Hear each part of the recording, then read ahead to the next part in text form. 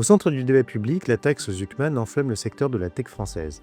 Ce nouvel impôt plancher de 2% sur les patrimoines supérieurs à 100 millions d'euros ne concerne que 1800 foyers, mais pourrait bouleverser l'écosystème tech français. En cause, l'inclusion du patrimoine professionnel dans l'assiette de calcul.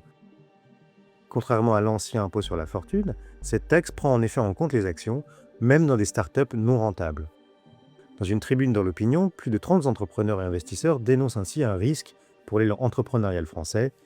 Ils craignent de devoir vendre leur capital pour payer un impôt calculé sur des valorisations parfois théoriques. Exemple emblématique, Mistral AI, valorisé à 11,7 milliards d'euros, mais sans profit.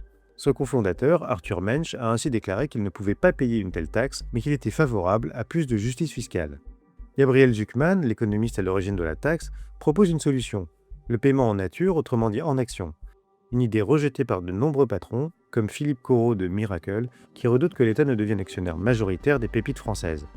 Certains, comme Louis Chetrio d'Alma, soutiennent cependant le principe d'un impôt plus juste, mais tous s'accordent à dire qu'il faudra des ajustements pour ne pas freiner l'innovation.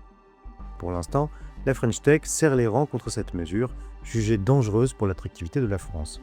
Reste à savoir si le gouvernement de Sébastien Lecornu saura faire le lien entre justice fiscale et dynamisme économique.